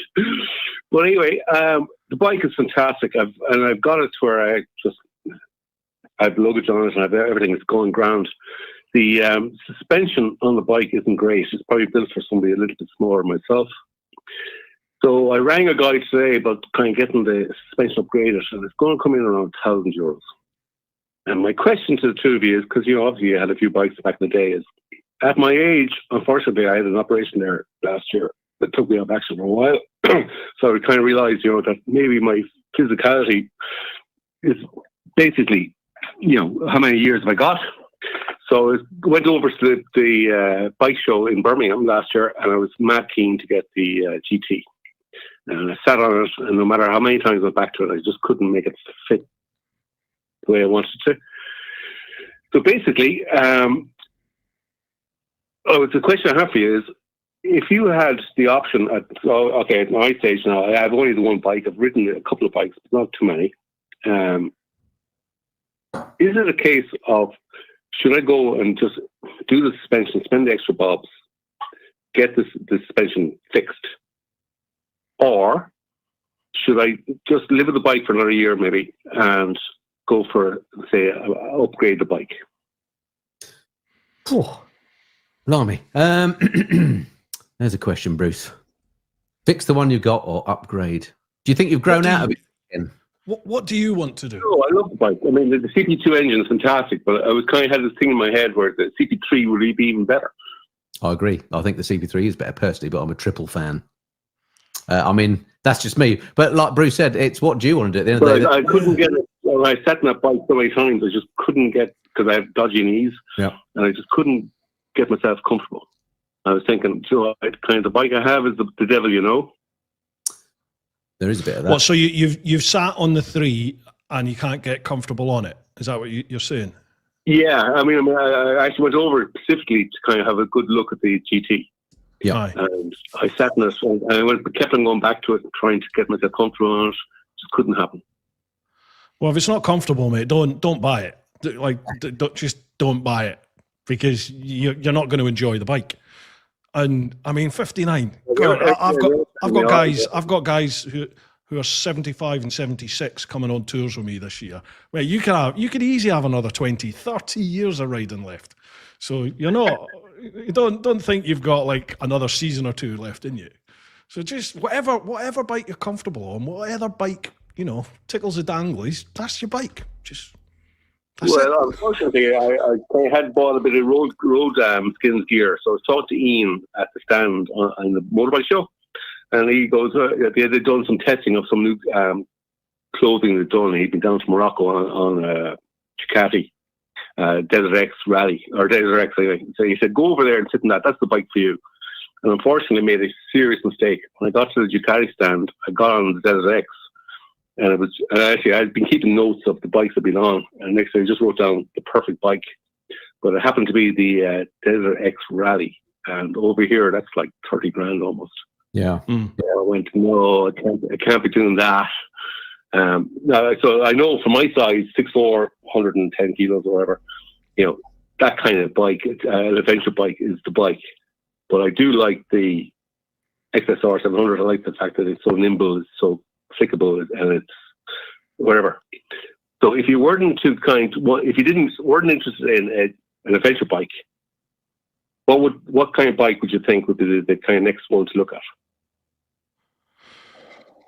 For me, I love I love things like the Super Duke.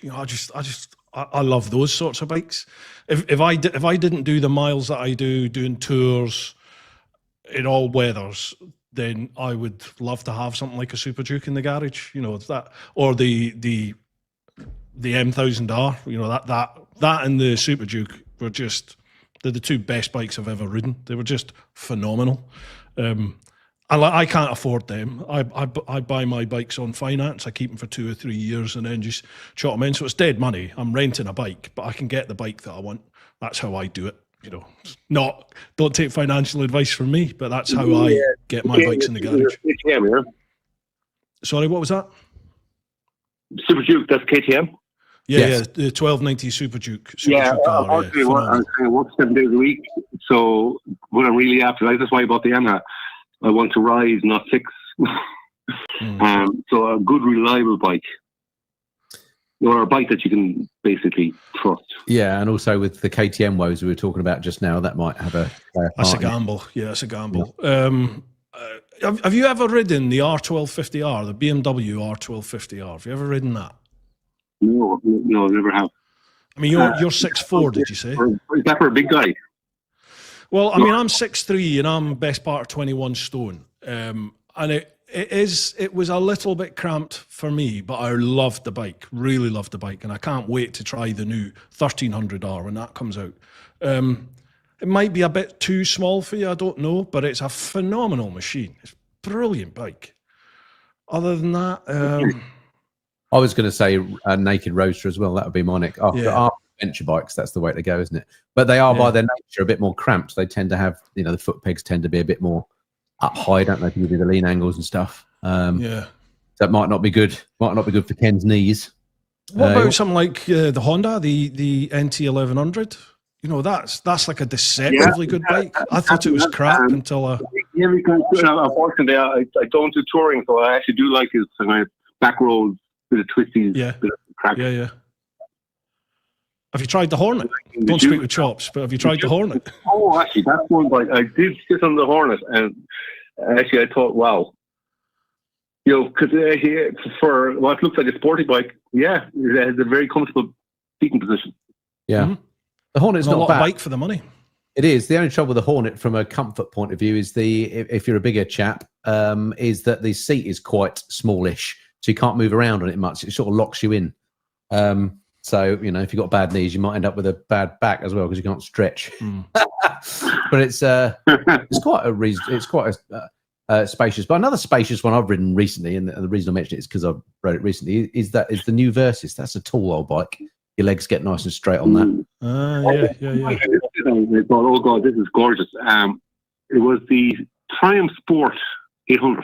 Yeah, that's I'm a big fan of that. I haven't ridden it yet, but I've got it in the diary to get. I'm not getting it for months, but I'm looking forward. That's a bike that I potentially would replace my GS with in the future, just because it's a bit lighter. I don't go off road, so I don't need that aspect of the GS. I do like the look of that for some reason. I used to have a 1050 Tiger, and I loved that bike. I did quite miss that. That had the big triple engine in it, and it was a fantastic unit. And I miss not having a triple. So the Tiger 800, I think, could be, or the Tiger Sport 800, could well be an option. I think it's worth looking at, Ken. Because I think that one, your legs are probably... Go on. Sorry? Sorry, I thought you had something else to add. No, actually, definitely, because I never thought of the KTM, because of obviously with the problems, I just had discounted them. Yeah.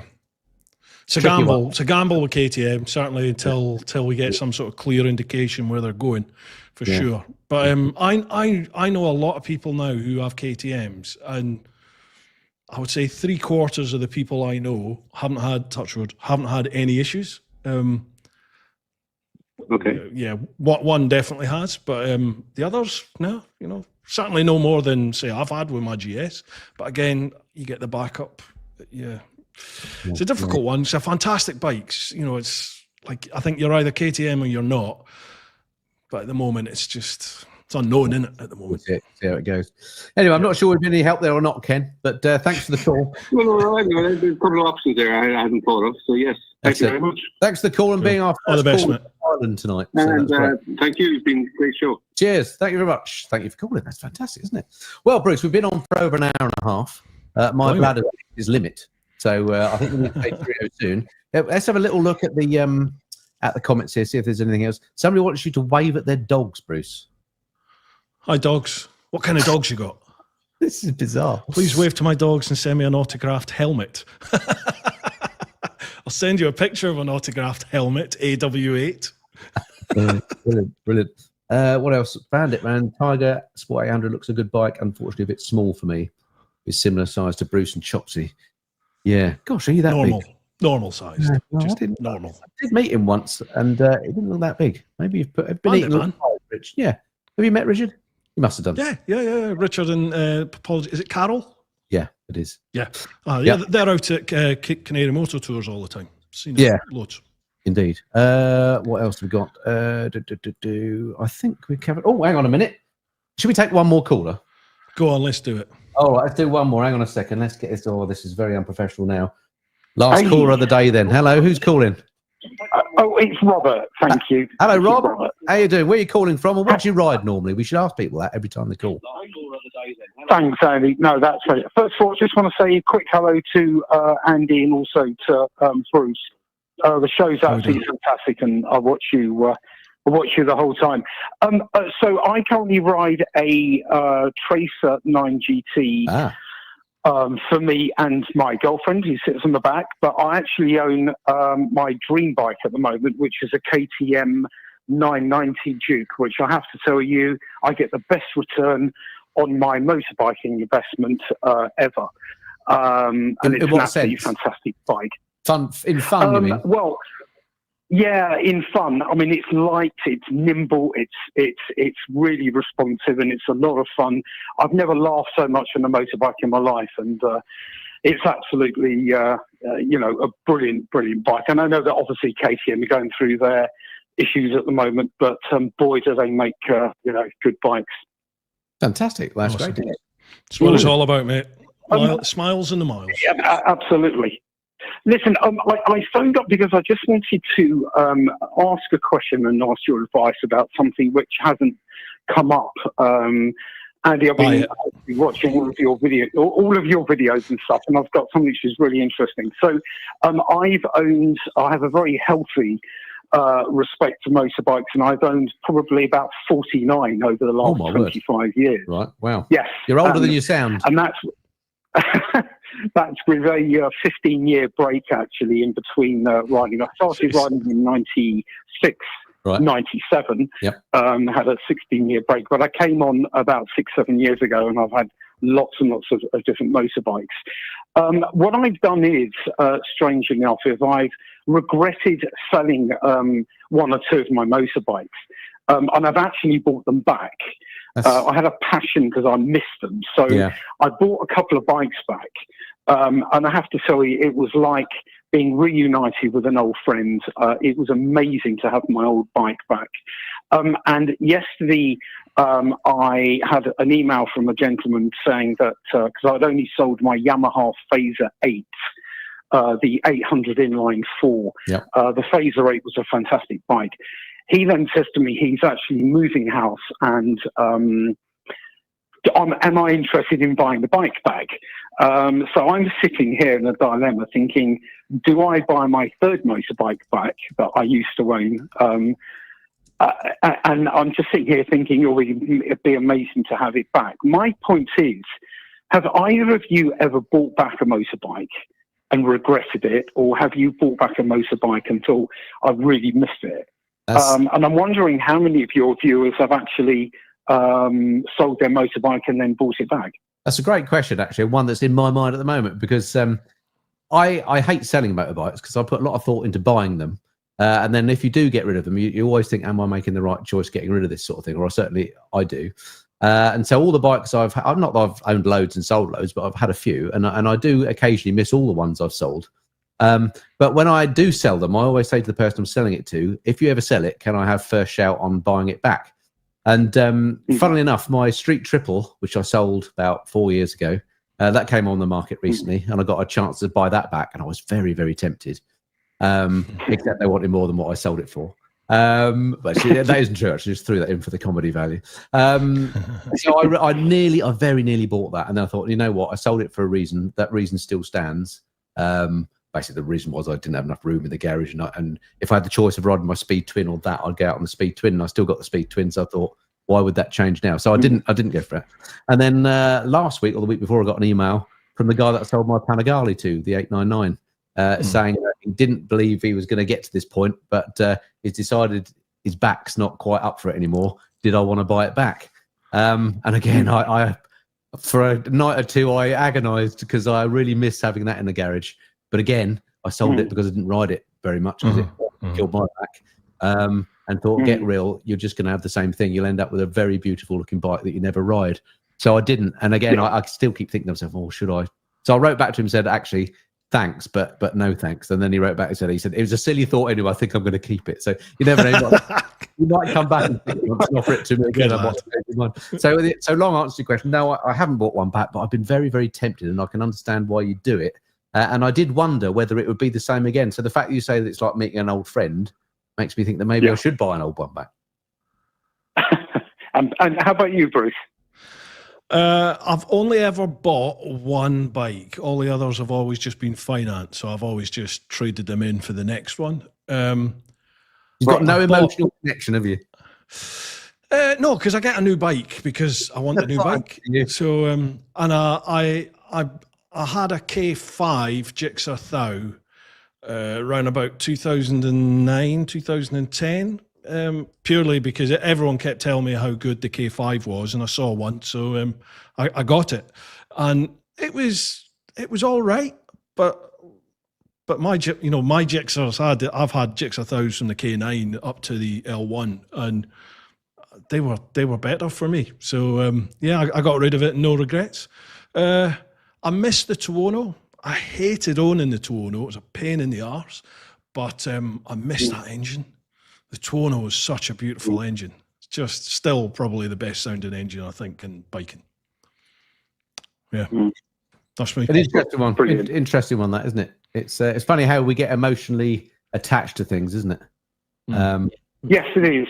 Yeah, and no, bikes, definitely. And especially when you look at the pictures of you riding the bike and years later you think, my God, I miss that. Yeah. And bikes are more like that than cars, aren't they, I find? I've had one or two cars I think, oh, that was a great car. But when I think, would I want it back, the answer is always no, because whatever I've got now is way better. But that doesn't seem to necessarily be the case with bikes. They're a much more emotional purchase, aren't they? But then you get car guys, you get car folk as well, though, don't you, that are like uber passionate about cars, like you get folk that are uber passionate about bikes. It's just you do. I mean, I'm a car person as well. I don't talk about it much, but I just think there's something about bikes because the way that you ride them, it's a more personal relationship with a bike than a car because they're more like they become part of you. It's a more visceral relationship, isn't it? You know, wind in your bald head and all that sort of stuff. You know, the fact you're clasping it between your legs. I just think it's a more personal. Do you need a minute, Andy? Andy, turn the cameras off. Not in that. But you know what I mean? I just think it's a more emotional purchase generally, even if you're buying a car for fun. I have a fun car, which I love. But if I sell that, I don't think I'll miss it particularly. Whereas bikes, I always wonder if I would. An interesting one, that there's some psychology in there, isn't there, Rob? Good stuff. Anyway, thanks for the call. Yeah. Pleasure. Fascinating. Thanks, Don't be a stranger. I love you very much. You're absolutely brilliant. So thank you, and a great show. And I wish you both the best of luck. Thank you. Thanks Rob. Very much. And you. Cheers, man. Ta-ra, Rob. What a nice guy. That's it's just, I feel humbled to have such nice people watch us, Bruce. But they're probably your viewers, I expect. They're yours, mate. They're yours. Maybe they were looking for Richie, and sadly came the wrong. Yeah, exactly. Yeah. Exactly. Anyway, I can see it's gone 10 o'clock, which is past my bedtime. Blimey. And news night's on soon. I've got to see what our friend Donald's been up to. I know. Anyway, and I'm knackered. But anyway, it's been thanks very much, Bruce, for joining me. It's been great. Pleasure. Thanks for having me on. Cheers, folks. Thanks for your comments. Thanks everybody for comments. Sorry we didn't get to read that many comments, but now I've got my new thing. I can press the button and show that that's all good fun, isn't it? And thanks to everybody who called. I think we got through about 12, 14 calls, so that's fantastic. Do you think that cool thing works, Bruce? Should we do that again sometime?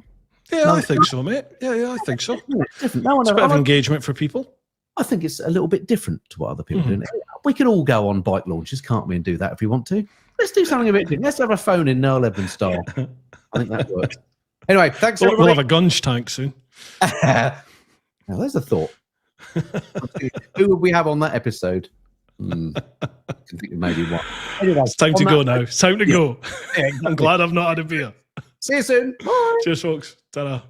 There you go. That's how they work. So hopefully you enjoyed that if you've not come across one of my live streams before. I will endeavour to do another one live quite soon. They tend to pop up when I get brave enough. But anyway, let me know in the comments below if you want me to post these into the video stream like this in the future so you don't miss live streams. All right, that's it for now. Look forward to speaking to you again soon. Till then, this has been the Mist and Fly. Cheerio.